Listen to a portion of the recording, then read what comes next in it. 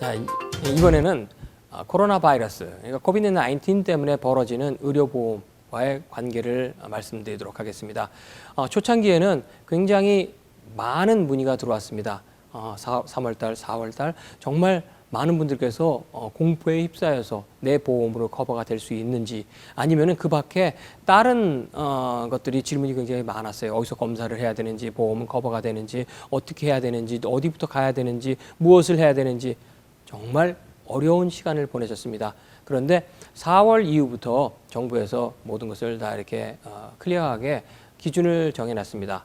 그래서 이제 코로나 바이러스에 의해서 받는 검사라든지 아니면은 치료 같은 경우 보험회사에서 다 커버를 해주겠다라고 이렇게 말씀을 했어요. 그런데 그때까지만 해도 검사 받을 곳이 없었습니다. 왜냐하면 검사 키트가 없었기 때문에. 그런데 지금은 이제 검사 키트 충분히 있고 검사할 수 있는 장소도 충분히 많습니다. 그 당시 때 기억을 더듬어 보면은 보건소, 그러니까 일리노이 보건소가 많죠. 각 지역마다. 그 보건소에서 해준다라고 해서 그쪽 웹사이트를 확인하고 전화번호를 갖고 전화드렸는데 되려 보건소에서는 모르는 사실이라고 얘기를 하더라고요. 그래서 아직까지는 준비가 되지 않았구나.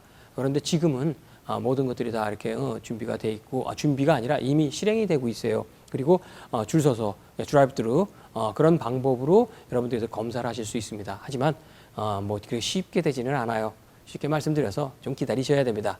그런데 보험회사에서 커버해 준다. 커버 받는데 중요한 것을 많이들 잊어버리세요. 어디서부터 시작해야 되느냐입니다. 여러분들께서 많은 분들이 주치의가 있으십니다. 아니, 다 주치의가 있으셔야만 합니다.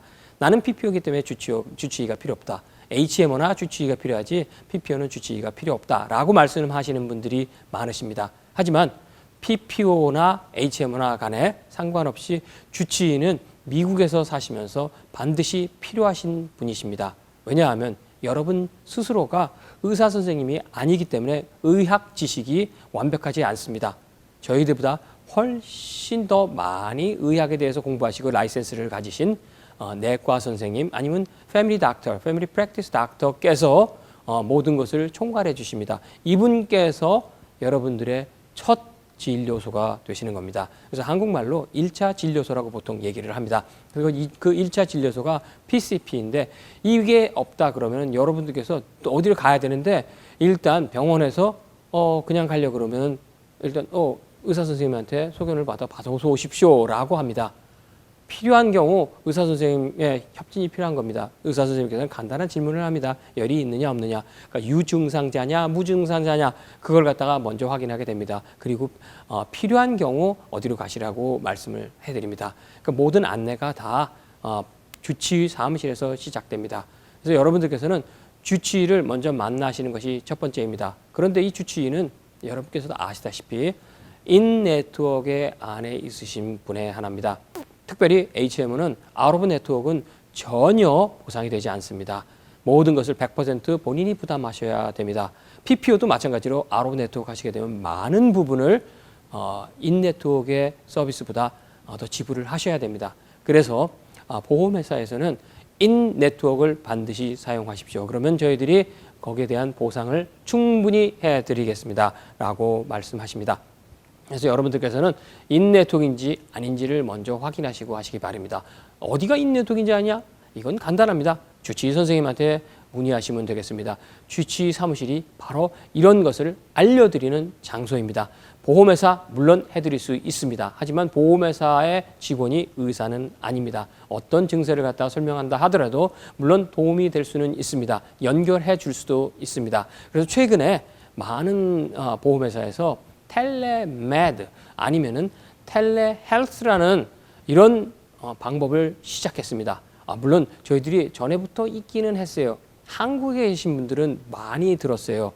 저희들이 많이 오해하시는 게 한국의 의료시설하고 미국의 의료시설, 한국의 건강보험하고 미국의 건강보험을 혼돈해서 생각하세요. 혼돈해서 생각하시면 안 됩니다. 저희가 사시는 곳, 이 장소는 바로 미국입니다. 그러니까 미국인 경우에는 이 텔레메드 그렇게 오래되지 않았어요. 아직까지 이게 완전히 정착된 것도 아니고요. 지금 코비드-19 때문에 이 방법이 굉장히 지금 적극적으로 권장되고 있는데 이것은 무엇이냐면요. 한국말로 하게 되면 원격 치료. 다시 말씀드려서 한국에서는 뭐 도서 벽지, 산간 벽지 같은 곳에서 전화기나 아니면은 그러니까 컴퓨터를 통해서 화상 채팅을 하면서 의사 선생님과 서비스를 받는 것입니다. 물론 이게 문진으로 끝날 수도 있어요. 환자가 앞 것을 말씀드리고 의사 선생님이 거기에 대해서 답을 해드리고 이런 것도 있겠지만 지금은 많은 의료기기, 개인 의료기기가 발전됐습니다. 그래서 이 개인 의료기기가 그쪽 텔레메드나 텔레헬스라고 불리는 이런 원격 진료 시스템과 연결이 되어서 그것을 직접 환자가 사용할 수 있게 되고 사용하게 되면서 그게 직접 열이라든지 뭐 아니면 맥박이라든지 기타 여러 가지 정보를 의사 선생님께 알려드립니다. 그래서 의사 선생님께서는 마치 현장에서 사무실에서 환자를 대하는 것처럼 그 환자를 볼 수 있습니다.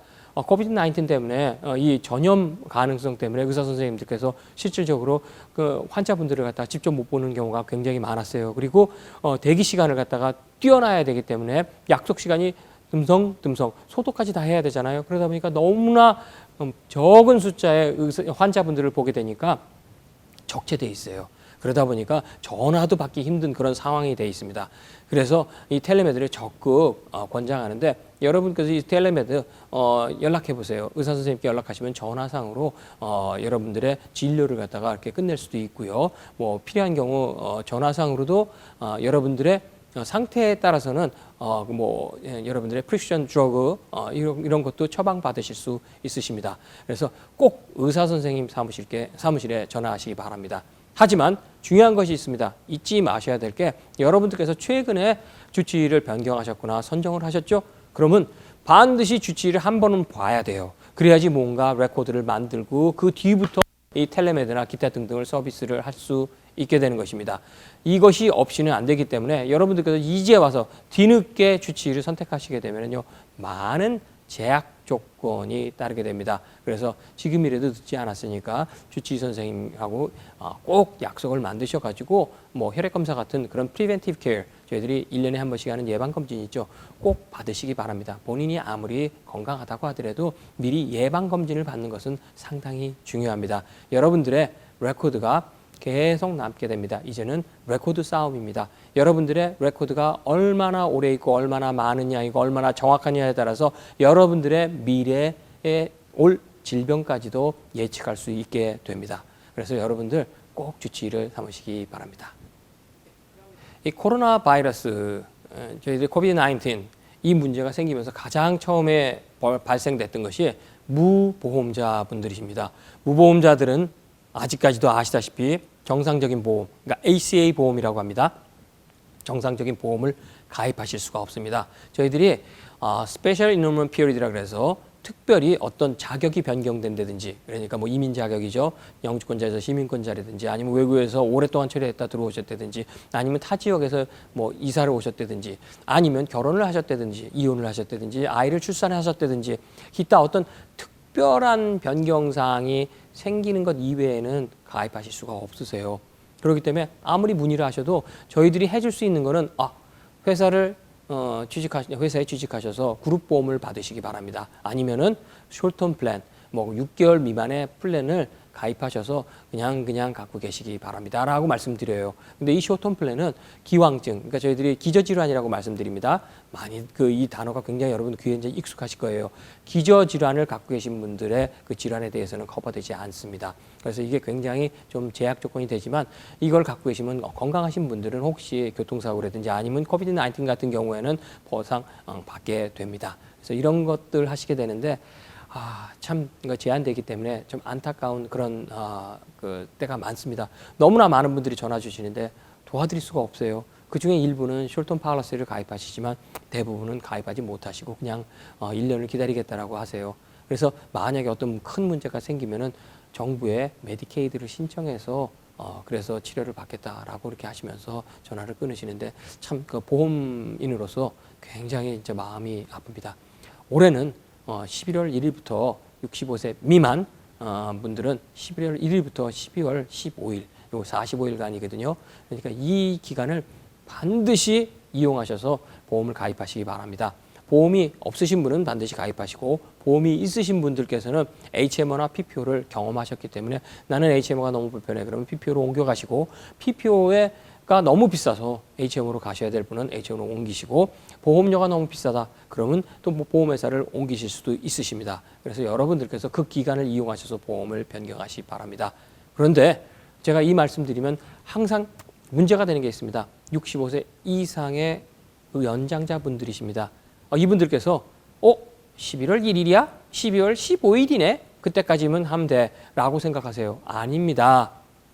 65세 이상 메디케어 수혜자분들께서는요. 10월 15일부터 12월 7일까지입니다. 그래서 12월 8일이 돼서 전화를 하시면은 안 돼요. 하실 수가 없으십니다. 그래서 항상 본인이 어떤 보험을 갖고 있는지 그걸 먼저 파악하시고 날짜를 언제까지 변경하셔야 되는지 기억하시기 바랍니다.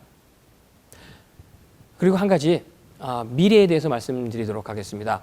자, 내년에 보험료가 언제 바뀌느냐. 보험료 결정은 보통 8월 달에 합니다. 그래서 아직까지 일리노이주에서는 보험료 결정이 되어 있지 않습니다. 보험회사에서 아직 보험료 제출하지 않았습니다. 내년에 보험을 얼마로 올릴 것이다. 이거 여기에 대한 것을 올리지 않았기 때문에 지금 보험료가 얼마가 되리라고 예상하지 않습니다. 못합니다. 하지만 조심스럽게 예상하건대 여러분들께서 여러 데이터를 보시면 아시겠지만 여러분들이 지금 혜택 받고 있는 뭐 치료나 아니면 예방 검진 이것이 프리벤티브 케어가 돼가지고 대부분 무상으로 검사를 받게 되시죠. 그럼 이 많은 돈들은 500여 불 그 이상 되는 것도 있죠. 이런 것들을 누가 낼까요? 결국은 보험회사에서 지불하지 않습니까? 그럼 보험료가 올라가지 않을까? 보험료 수가가 올라가지 않을까? 걱정하시는 분들이 많으세요. 네. 정부에서 그 뒤를 갖다 봐주고 있습니다. 정부에서 보험회사에 그 비용을 부담하고 있기 때문에 결국은 정부의 세출이 늘어나는 거죠. 그래서 정부의 세금이 늘어나지 않을까. 그거는 걱정이 되지만 실질적으로 보험회사에서 어떤 그 손해를 보는 그런 일은 글쎄요 발생할지 여기에 대해서는 의문입니다. 따라서 여러분들께서 2021년도는 2020년과 비슷한 수준의 보험료를 유지하지 않을까 생각이 됩니다. 되려 2020년도 올해 많은 분들이 병원을 가셔야 되는데 가지 못하셨습니다. 병원을 사용하셔야 되는데 사용하지 못하셨어요. 특별히 비싼 검사 있죠? MRI 같은 그런 비싼 검사들을 하지 못하셨어요. 없어질 때까지 바이러스가 완전히 안정화될 때까지 기다리겠다 하셔서 올해 검사를 못 받거나 아니면 치료를 못 받은 분이 많기 때문에 도리어 보험 수가가 내려가지 않을까 그런 예상도 조심스럽게 한번 말씀해 봅니다. 하지만 뭐 8월 달이 지나면 이제 9월 달쯤 되면 정해집니다. 그때 되면 여러분들께서 신문이나 언론지상을 통해서 그 보험료가 어떻게 된다는 것을 금방 알게 되실 겁니다. 많은 분들께서 문의하십니다. 지금 사망자가 많이 속출했기 때문에 생명보험에 어떤 영향이 있지 않을까 고민을 하고 계시거든요. 그렇지 않습니다. 생명보험 가입자에 비해서 사망자는 굉장히 적습니다. 따라서 여러분들께서 그렇게 걱정하실 만큼 생명보험 회사의 재정 상태가 위축된다든지 나빠지는 경우는 없을 것입니다. 그런데 되려 롱텀 케어는 변화가 있을 것 같습니다. 롱텀 케어에서 한 번의 변화가 있었거든요. 최근에 우리가 과거에 만들어놓은 롱텀 케어 보험료가 너무 많이 받았구나 라는 그런 계산이 나와서 보험료가 많이 떨어졌어요. 그리고 보험 플랜도 많은 방법으로 바꿔졌습니다. 그 변경된 그런 방법을 통해서 하다 보니까 보험료도 많이 절약이 돼서 더 많은 분들이 혜택을 받는데 이제 이런 일이 벌어졌어요. 그렇다면 이런 일이 앞으로도 또 벌어질 수 있고 그렇다면 저희들의 기대하는 그런 기대 수명이 짧아질 수 있어요. 다시 말씀드려서 롱텀 케어 시설 여러분들이 아시는 요양원이라고 그러죠. 스킬드 너싱 패실리티 이런 곳에서 요양하시는 분들께서 머무르시는 기간이 짧아지지 않을까라고 이렇게 조심스럽게 예상을 하거든요. 실질적으로 아마 짧아졌을 것 같아요. 통계상으로. 그렇다 그러면 아마 보험료는 좀 더 낮아지지 않을까 그렇게 계산이 되거든요. 그래서 이거는 어디까지나 액추얼이라 그래서 보험 계리사 분들께서 계산을 해야 할 영역입니다. 그래서 아직까지는 거기에 대해서 어떤 통계가 나와 있지 않기 때문에 이 모든 일이 다 끝나고 나면은 건강보험, 생명보험, 롱텀 케어, 비즈니스 보험, 뭐 자동차 주택보험까지도 다 거기에 연결이 됩니다. 여러분들께서 하나도 연결이 안 돼 있는 것이 없기 때문에 이번 저희들이 포스트 COVID-19 이것은 그 전의 세상하고 다른 세상이 될 것이다라는 것을 기억하시기 바랍니다. 문화가 변경됩니다. 여러분들께서는 그 문화에 적응하셔야 됩니다. 좀 더 개인주의적인 그런 성향을 띠게 될 것이고, 여러분들께서 누구와 만나서 일을 진행하는 것보다는 어떤 그 컴퓨터 매체를 통해서 만나는 것이 더 많이 일반화될 것으로 예상되어집니다. 마지막으로 끝으로 그 당부드릴 말씀이 있습니다. 여러분들께서 홍수 지역에 만약에 집을 구입하셨습니다. 여러분들께서 혹시 과속을 하셨습니다. 사고가 나셨습니다. 자, 누구의 책임일까요? 본인의 책임입니다.